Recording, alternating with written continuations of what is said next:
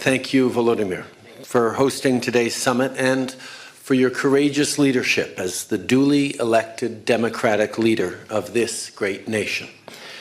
Since the start of Russia's full-scale illegal war of aggression 3 years ago, you've shown remarkable personal bravery, resilience, and resolve, a defiant spirit mirrored by the unbreakable Ukrainian people. You continue to inspire me and tens of millions of my fellow citizens back home in Canada. But let us be frank, you and the Ukrainian people should never have had to endure even a single day of this unjustified, brutal war, let alone 1,096 of them, or more accurately, over 4,000 of them since Russia illegally seized Crimea back in 2014. This is not a conflict Ukraine wanted, provoked, or asked for in any way. This is a war started for one reason and one reason only: Russia's desire to erase Ukrainian history and expand their empire. Russia's actions are nothing short of a direct attack against the rules-based international order, an order established in response to the most destructive war in our collective history, a war etched in the memory of the citizens of all of our respective nations for the past 80 years. An order which, albeit imperfect, ushered in the most peaceful and prosperous era in the history of humanity. We cannot go back. We cannot return to an era where might makes right. We must do everything in our power to enable Ukraine to secure a just and lasting peace, a peace that cannot be achieved without Ukrainians at the table. That is precisely what Canada is focused on. Canada has been a steadfast, unshakable partner to Ukraine since the beginning, and that will never, ever change. That is why I am announcing Canada will be providing 25 more LAV-3 infantry fighting vehicles to Ukraine. We will be delivering 2 armored combat support vehicles which Ukrainian forces will be trained on shortly in Germany.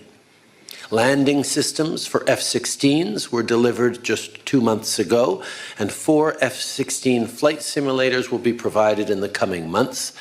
And that's on top of the millions of additional rounds of ammunition, components for drone cameras, and first aid kits.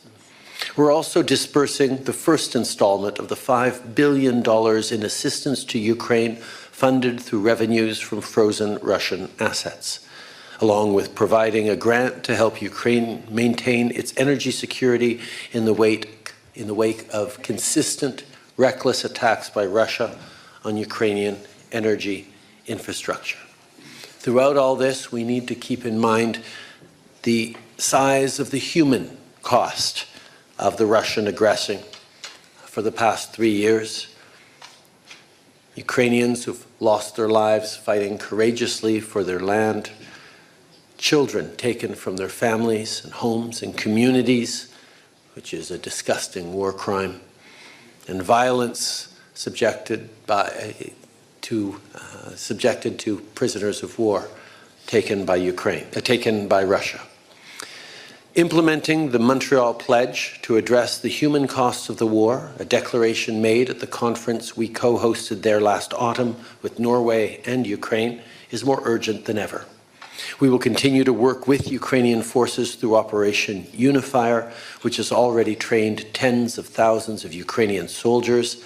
And once a just peace is secured, Canada stands at the ready to work with our partners around the world to provide Ukraine the security it needs for the peace to last, allowing it to recover, rebuild, and prosper.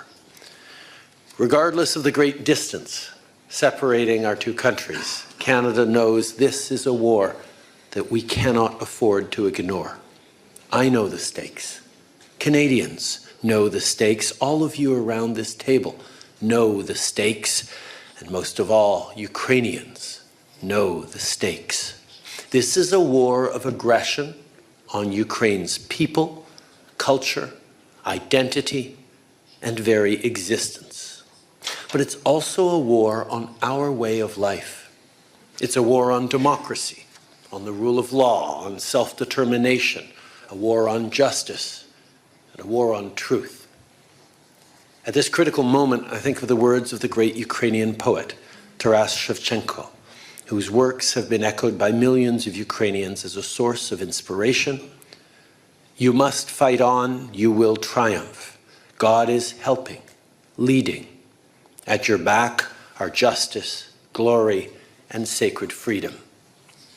That excerpt was proudly recited in Independence Square by Serhiy Nihoyan, the first martyr of the Revolution of Dignity, shortly before he was killed.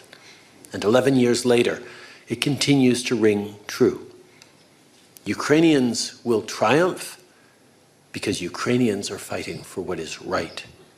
But they cannot and should not do it alone. It's up to all of us in this room and around the world to meet this moment as well. And we can't wait. The moment to stop this war of aggression, the moment to defend democracy, the moment to stand for our shared values is now. So let us seize it. Merci beaucoup, mes amis. Slava Ukraini.